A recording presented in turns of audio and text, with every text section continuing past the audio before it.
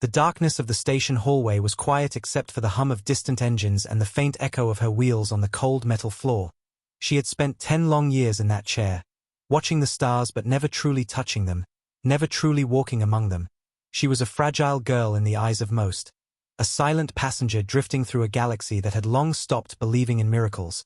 But tonight something different moved in the air, something sharp, quiet, and alive, something human. The light at the end of the hall flared as the bulkhead doors opened, and figures in dark, clean Terran uniforms stepped through with a kind of confidence no other species could fake.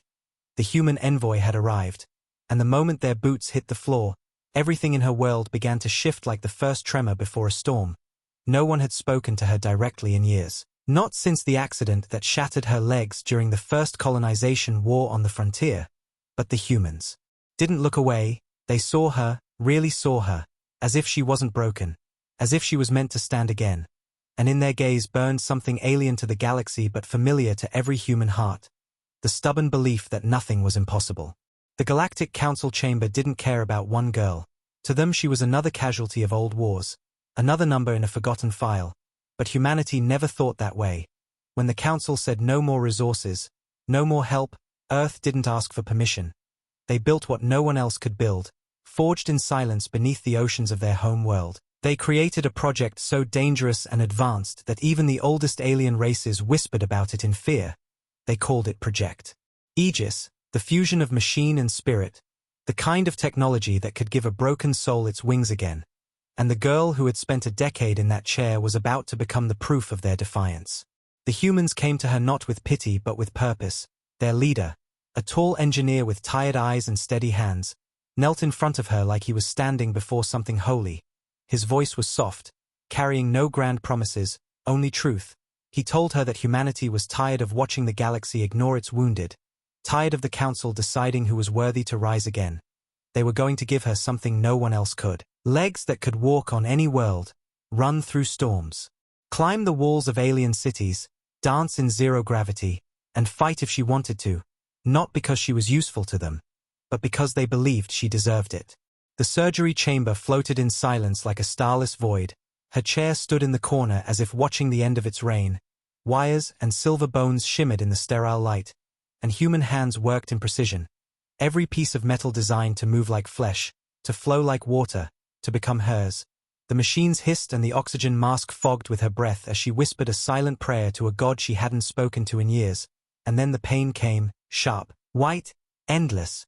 But behind it was something stronger, the rhythm of human hearts beating through the speakers as the surgical team whispered counts and checks. No alien technology in the galaxy was made with this kind of soul. This kind of stubborn fire. Humanity built machines like they built their dreams, with defiance. When the lights dimmed and the monitors blinked green, she wasn't just a survivor anymore, she was something else, something new. Her first steps didn't happen in silence, they echoed through the medical deck like thunder rolling across a desert. The weight of her body balanced on metal and will. The first trembling step shook her chest, the second made her cry, and by the third she was running, not gracefully, not perfectly, but like someone who had been waiting 10 years to feel the ground fight back beneath her feet. The humans didn't cheer. They simply watched with quiet pride, because to them this wasn't a miracle. It was proof of who they were, proof that humanity never gave up on anyone, not even the forgotten ones. The Council had said it was a waste of resources to rebuild a broken girl. But humanity never saw her as broken. They saw her as their responsibility, their stand against the cold logic of the stars. The news spread fast through the galactic networks, a girl with no legs now running through the docking bays of a Terran ship. The aliens didn't believe it at first. They called it propaganda, human arrogance. But then the feeds showed the truth, showed her dancing on steel floors with a fire in her eyes they couldn't explain. And the galaxy remembered something it had tried to forget, the stubborn will of Earth. The kind of will that builds fleets in silence and saves lives even when no one asks. Alien ambassadors flooded the Council, demanding to know how, demanding to share the technology. But humanity didn't rush to hand it over. They weren't gods, they were protectors, and they had built this for her. For every soul who had been cast aside by cold alien logic. It wasn't about power, it was about defiance. The Council met in a storm of arguments and thinly veiled threats. They wanted control of Project Aegis. They wanted to regulate the gift that made a girl stand. But humanity stood firm. The Terran envoy reminded them that Earth had always been underestimated, mocked, pushed to the edges. Yet when the galaxy broke someone, it was humans who picked up the pieces. They reminded the chamber that it wasn't the council that made her walk. It was humanity alone, and they would not let their creation be twisted into a tool of power.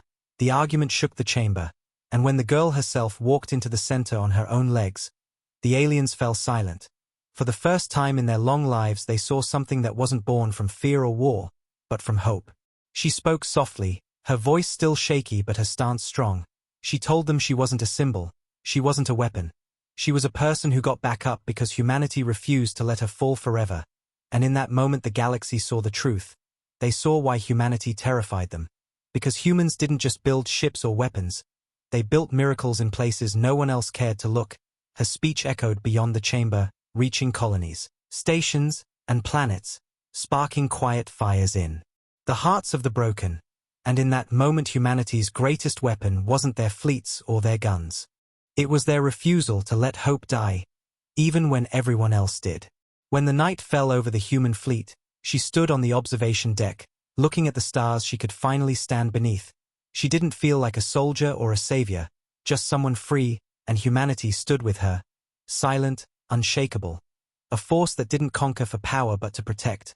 The galaxy would remember this night, not for war, but for the sound of footsteps echoing where there had been only wheels before. And humanity would remember it too, because in that moment they didn't just make her walk, they made the galaxy remember what it means to rise again. Thank you for watching. If this story moved you, like, share, and tell us your thoughts in the comments below. And if you want more powerful HFY stories where humanity stands tall against the galaxy, don't forget to subscribe and join the journey. The council chamber was burning with whispers the next morning. Alien delegates with pale eyes and flickering gills argued in their strange languages, trying to make sense of the message that spread like wildfire through the starnet. They couldn't understand why humans would spend their resources on one broken girl, why they would waste technology powerful enough to rebuild a soldier just to make a civilian walk again. But that was exactly why they feared humanity. Humans never followed the logic of empires. They followed something deeper, something that scared cold, calculated species. Heart. Behind the walls of polished silver and floating data screens, the Terran envoy walked slowly into the chamber, their boots echoing like a drumbeat, their flag patch catching the artificial light. They didn't rush or bow.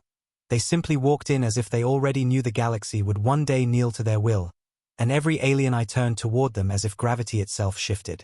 At the center of it all, in the heart of the argument, stood the girl, no longer sitting in a chair, no longer hidden in the shadows, but standing straight on legs built by Terran hands. Her balance was shaky but her gaze was sharp, and it cut through the room like a blade. The council's high speaker, a thin creature with a mouth like a line of knives, raised its voice, accusing humanity of violating resource treaties, of creating illegal biotech, of stirring rebellion among the colonies. But the human commander only smiled, not out of arrogance but out of something colder, something unshakable, and when he spoke, the chamber fell silent. His voice carried no fire, just quiet weight, like steel dragged over stone. He told them the truth, that while they spent centuries talking, debating, calculating profit and power, humanity built solutions. They didn't need permission to save lives. They didn't wait for a vote to do what was right, and they would never ask again. The council erupted into chaos, threats hissed through translation systems. But she didn't flinch. She had spent 10 years watching from the corner of forgotten stations. And now the galaxy was forced to look at her, to look at the living proof of what humans could do when they decided someone mattered. The delegates from the Dominion, a cold and old species known for their strict control, demanded to seize the Aegis technology, to replicate it for their own soldiers. Their leaders spoke of order and balance, but everyone in that chamber knew what they meant: power, control, weapons, and war. Humanity had been underestimated for centuries. The council had called them reckless, emotional, unpredictable. But they forgot what that really meant. It meant humans could not be controlled. When the commander stepped aside, she walked forward alone, her metal legs whispering against the floor, each step a strike against the council's hollow power. Her voice didn't tremble. It was soft, almost fragile. But every word carried like a scream through the room. She told them what it meant to be forgotten, to be broken, to be told you'll never walk again because you're not valuable enough. And then she told them what it meant when humanity refused to listen to that lie. She raised her hand, showing the silver seams that ran through her legs like veins of light. She told them that this wasn't a weapon, it wasn't a threat. It was proof that one life mattered, even if no one else thought so. She told them that if humanity could do this for her, they could do it for anyone, for thousands, for millions, and that terrified them more than any fleet of warships, because an empire can fight ships, but it can't fight an idea. The chamber fell into a long, shivering silence. Every alien there understood something dangerous had just been born. Not just a technology, but a story, and stories spread faster than war. Outside the chamber, thousands of alien citizens were already watching, listening, whispering, their hearts turning in ways their governments couldn't control. The idea that if humanity could lift one girl out of her chair, maybe they could save others too. Maybe they didn't need to kneel to cold council laws anymore. The council tried to regain control, demanding to classify the project, to lock it down before it ignited the colonies like fire. But humanity moved faster. They had already released fragments of the broadcast across hundreds of systems, showing her walking, showing her standing, showing the moment the impossible became real, and nothing the council did could erase it, the stars had seen. The commander stepped close to the high speaker and whispered something only the translators caught. A promise, not a threat, that humanity wouldn't give them weapons, but they also wouldn't let them bury hope. And as they turned to leave the chamber, the sound of their boots was drowned out by the rising noise outside. Thousands of voices on hundreds of worlds asking the same question. Why her? And if her, why not us too? She walked behind them, her legs steady now, each step stronger than the last. She could feel the weight of the galaxy pressing down on her shoulders. But she didn't falter, because she wasn't just walking for herself anymore. She was walking for every forgotten soul out there, and that power was louder than any council decree. The humans didn't build her legs just to give her a life back. They built them to send a message, to the galaxy, to the council, to anyone who thought Earth was weak. That humanity does not ask for permission to rise. They rise and take everyone they can with them. Ships in orbit waited like wolves in silence, not to attack, but to protect, because humanity knew what was coming. The galaxy doesn't like when power shifts toward hope, it bites back. But they were ready. They had always been ready. As they left the chamber and the heavy doors sealed behind them, she turned once more to look at the faces of those who had ruled her fate with silence for so long. And for the first time, she didn't feel small, she didn't feel broken. She felt like a storm walking on legs forged by human hands. The galaxy had no idea what it had unleashed. The human fleet was already preparing long before the Council's outrage turned into strategy. In the orbit of a silent moon where no alien surveillance could reach, Terran engineers worked like ghosts in the dark, refining Project Aegis not as a single miracle but as the beginning of something much bigger, something that would shake the very structure of the galaxy. Humanity had always known that their defiance wouldn't go unchallenged, and the whispers from the Council chamber were now roaring through their hidden channels. The alien empires would not allow hope to spread uncontrolled, and they would come, not with diplomacy but with pressure, with laws, blockades, or worse, with fleets. But humanity didn't flinch, because they had built their power in silence, not on the Council floor but in shipyards buried beneath black oceans, in stations wrapped in shadows, in laboratories no alien had ever seen. And while the galaxy still debated whether one girl walking again was a symbol or a threat, humanity was already 10 steps ahead. Down on the engineering decks, thousands of microforge units moved like mechanical veins, crafting hundreds of new biomechanical limbs and frames, refined from the same alloy that now ran through her body. The scientists whispered quietly as they worked, not because they feared being overheard, but because they understood the weight of what they were building. They were not creating weapons, they were creating freedom. Humanity had seen what the Council did to those they called less valuable, how they discarded soldiers, workers, children, entire colonies, and called it balance. But Earth had always walked differently. Every discarded life, every forgotten soul was a reason to build, and now they were building fast. The girl walked through the engineering bay like someone caught between past and future, the faint sound of her synthetic steps blending with the heartbeat of the forge. The humans didn't treat her like a hero, they treated her like family, like someone who simply belonged, but she could feel the galaxy outside tightening around them. She could see the tension in the commander's eyes even when his voice stayed calm. She had become a spark, and sparks burn brightest when the storm is coming. A communication pulse came through the command core, an encrypted burst from a colony deep in Dominion space. The message was brief and raw: "They're watching. They want what you gave her." The commander's hands tightened on the table as he read. Humanity had expected this. They knew the moment they showed the galaxy what they could do, everyone else would either beg, steal, or fight for it. The Council's envoy tried to call for negotiation, but humans had learned the hard way what alien negotiations meant. It meant surrendering their brilliance to the ones who once ignored their cries. That wasn't happening again. This time humanity wasn't offering their work to the Council. They were offering it to the broken, to the forgotten, directly, bypassing the rulers who hoarded mercy like currency. Inside the Council, panic was growing. Alien intelligence reports came in one after another, whispering that Terran engineers were distributing Aegis upgrades to outer colonies without permission, that humans were turning the most fragile members of the galaxy into something stronger, that they were changing the balance without firing a single shot. To the Council, this was war, even if no one had fired yet, because power didn't only live in fleets and guns, it lived in stories, in hope, in the idea that no one was truly disposable. And the girl's story had already spread beyond their control. On mining moons, crippled workers whispered her name like a prayer. On frozen colonies, the sick and forgotten began looking toward the stars and asking for help, not from their rulers, but from humanity. The girl began her own kind of war that night, not with weapons but with steps, walking into the docking bay of the Terran fleet's flagship where hundreds of other survivors waited, veterans missing limbs, colonists carrying scars of neglect, broken souls that the Council had turned its back on. She walked among them not as a symbol of pity but as proof, letting them touch the cold alloy of her legs, letting them feel that what was once impossible was now real, and one by one, their eyes began to change, the hopelessness cracked, replaced by something the galaxy feared most: faith in humanity.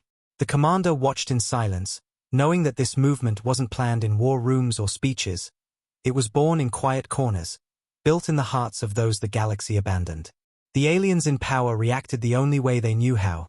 They threatened, they sanctioned, they demanded, they sent fleets to shadow Terran convoys, hoping to corner them into compliance.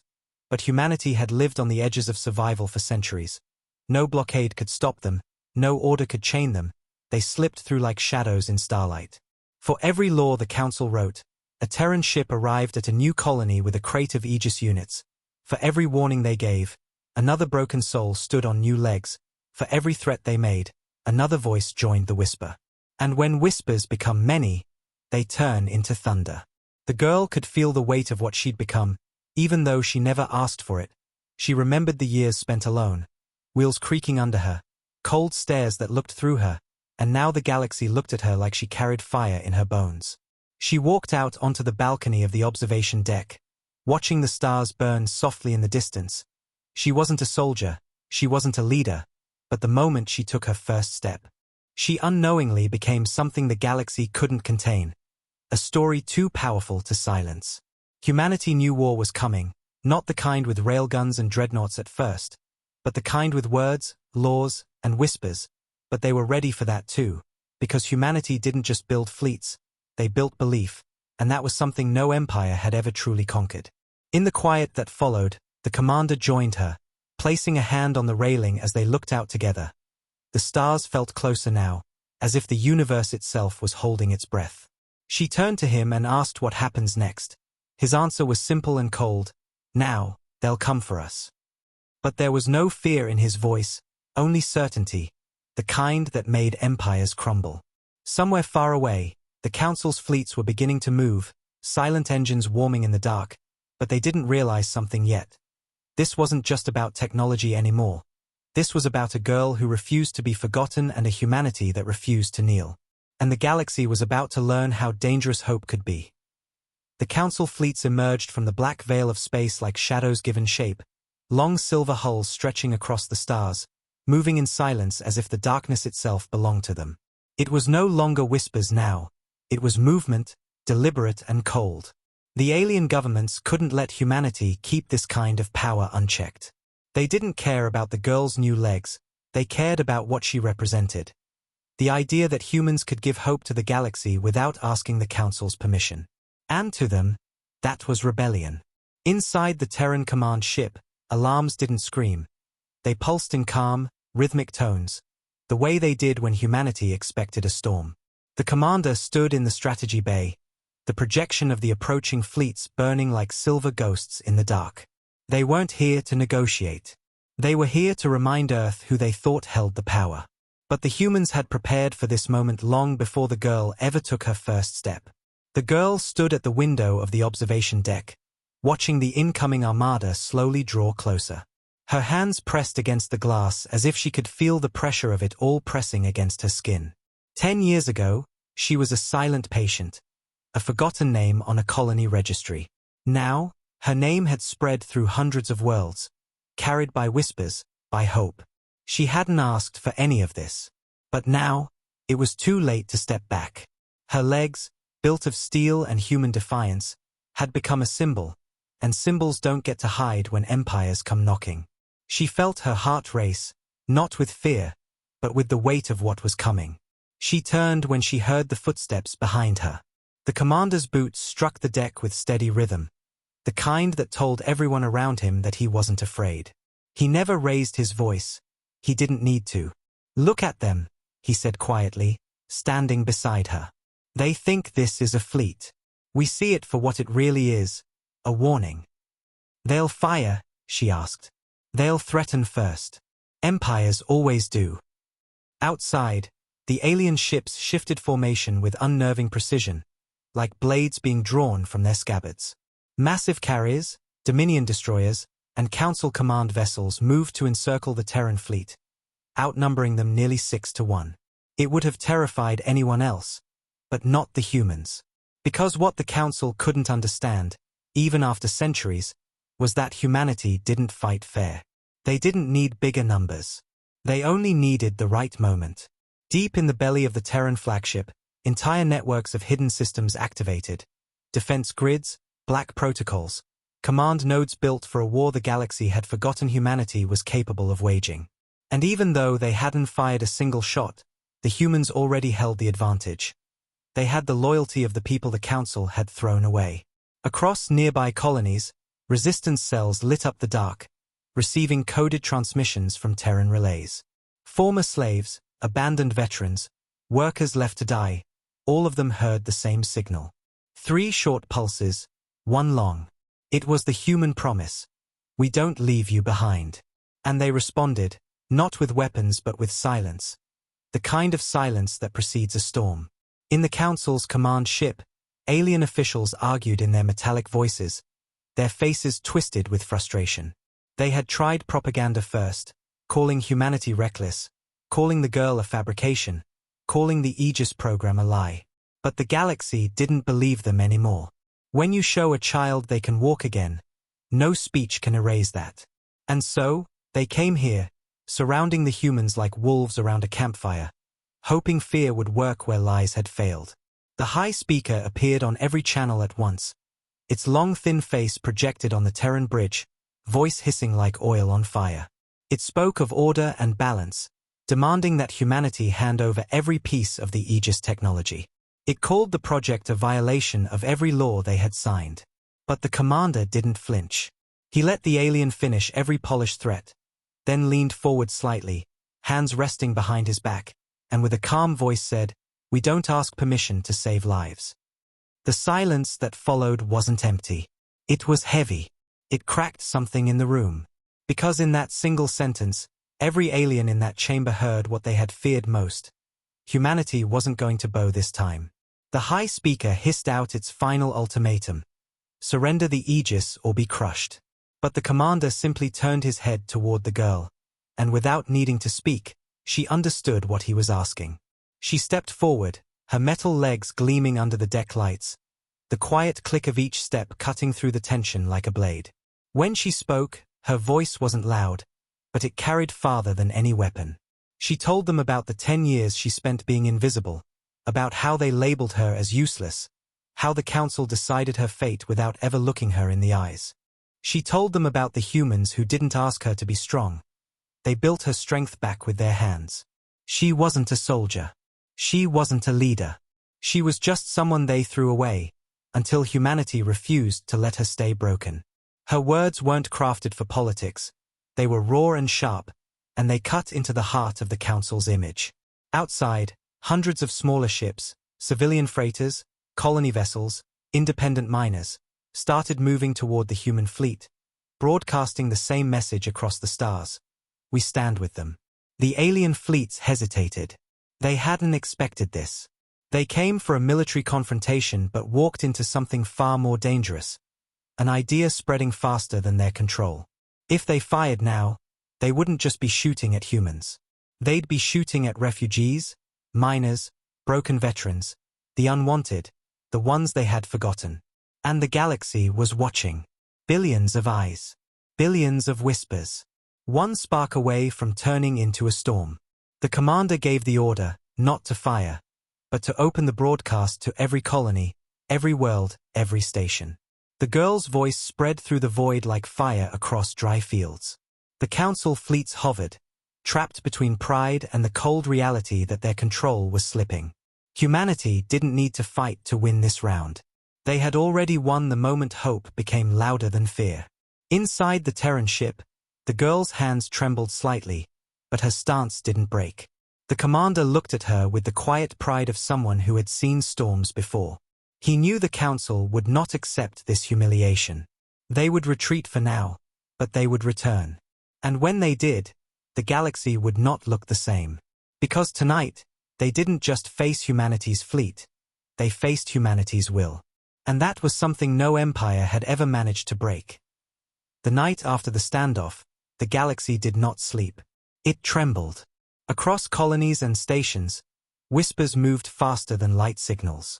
Miners in cold tunnels, scavengers on rusting outposts, children in refugee sectors, all of them spoke of the girl with metal legs and the humans who refused to bow to the Council. In the Council's capital world, panic sat behind silk and polished walls. Their fleets had surrounded humanity, but their hands froze on the trigger. If they had attacked, they wouldn't just be fighting humans. They'd be fighting everyone they'd thrown away. Humanity hadn't fired a single shot, yet their defiance had spread like a storm through old empires. The Council had power, but humanity had something far more dangerous: faith. On the Terran flagship, the air was heavy but calm. The commander stood in the war room, light from the star map drawing hard shadows across his face. He didn't smile, didn't celebrate. He knew this wasn't victory, only the beginning of a larger war. The aliens would never forgive being humiliated on a live galactic broadcast. They would regroup, build alliances, and strike in ways humanity had seen before. But this time, humanity was no longer standing alone in the dark. The girl entered quietly, the soft clicks of her alloy feet echoing against the steel deck. She carried no rank, no power, no weapon, and yet, when she stepped into the room, even soldiers who had fought a dozen wars stood a little straighter. She had become a storm without ever trying to be one. "Are they moving?" she asked. The commander nodded, tapping the star map. Dozens of Council fleets were beginning to shift like a tide pulling back before a massive wave. "They're regrouping," he said. "They're not finished with us. They're just trying to remember how to fight something they can't control." She stared at the map in silence. Her hands trembled, not with fear but with a weight she hadn't chosen. She was a symbol now, whether she wanted it or not. Her voice was quiet. "And the colonies? They are waking up," he said, his eyes never leaving the projection. "They've been silent for too long. They've seen us say no when no one else ever dared to. That changes everything." He wasn't exaggerating. In mining colonies once loyal to the Dominion, workers began refusing shipments to Council fleets. In forgotten settlements, survivors began flying human flags above their shelters. In a distant slum on a border moon, a child who had never walked before touched the glowing broadcast image of the girl and whispered, "Someday, me too." Humanity didn't just build technology. They built belief. And belief, once lit, could burn entire empires down. But belief also painted a target. Within the Council, old enemies forged a new alliance. Races that had hated each other for centuries now shared a single goal: crush humanity before their spark became a fire they couldn't contain. Secret meetings were held in dark chambers. Agents were sent to infiltrate colonies aligned with Earth. Propaganda machines began to twist the story, calling humans dangerous, reckless, power-hungry. They claimed Project Aegis was a trap, a weapon disguised as kindness. But the galaxy wasn't listening to speeches anymore. It was watching footsteps. The girl walked down the corridors of the Terran ship that night, passing engineers, soldiers, and civilians who had chosen to stand with Earth. They didn't salute her. They nodded. It was quieter than applause but far more powerful. She walked to the medical bay, where a group of wounded colonists were gathered. Some missing limbs, others broken in ways the Council had declared irreversible. She knelt beside them, letting them touch the steel lines that ran through her legs, letting them feel the truth with their own hands. She didn't give speeches. She gave them something real, proof that hope wasn't a myth. One old man whispered, "They threw me away after the mines collapsed." She took his hand and said, "Humans don't throw people away." Back in the council chamber, the High Speaker pounded its thin hands against the table, furious. "They think they can undo centuries of order with a girl who walks on metal legs," it hissed. "They think they can lead the broken." One of the Dominion generals responded coldly, "Then we'll break them again." They began drafting something darker than war, a coordinated strike not on fleets but on hope itself. They would target the colonies that supported Earth, isolate the weak, starve the supply lines, silence the whispers before they became a roar. They believed humanity could be strangled from the edges. But what they didn't understand was that humanity had already lived through darkness like this before. They didn't break in isolation. They thrived in it. The commander stood in the hangar that night, watching transport ships preparing to launch toward Allied colonies. Each one carried not weapons but Aegis units, frames, limbs, and parts for those the Council abandoned. He wasn't preparing for a battle in the usual way. He was preparing for a war of hearts. And in that kind of war, every piece of hope was a weapon sharper than any railgun. The girl joined him at the railing, watching the ships lift off one by one. The stars beyond looked like cold eyes, but her legs were steady, her heart louder than the silence around her. She whispered, "They're going to come for me." The commander nodded slowly.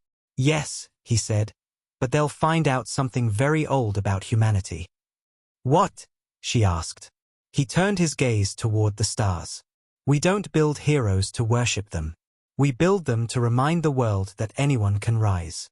And they can't kill that." As the fleet vanished into the black, the Council fleets moved like sharks, but humanity moved like a tide, quiet, patient, unstoppable. The girl touched the cold metal of her legs and realized something deeper than fear. She was no longer walking for herself. She was walking for a galaxy that had forgotten how to stand. And the storm was only beginning. The war did not begin with a scream or a beam of light tearing through the void.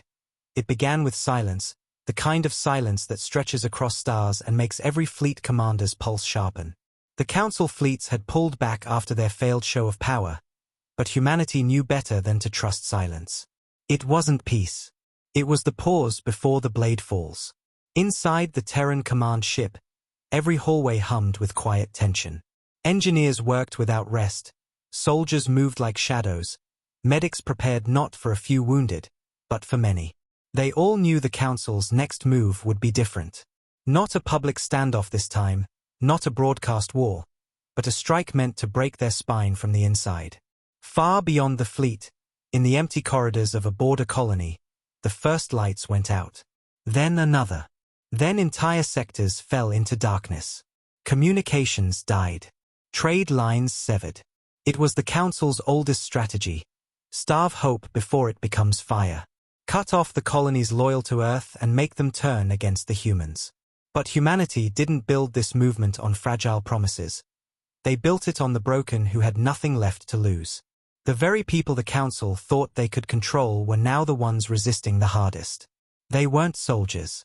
They were miners, farmers, discarded veterans, children who had seen too much. They had no fleets, but they had humanity on their side. On the flagship's bridge, the commander leaned over the tactical map, watching systems go dark one by one. His jaw clenched, but his eyes didn't waver.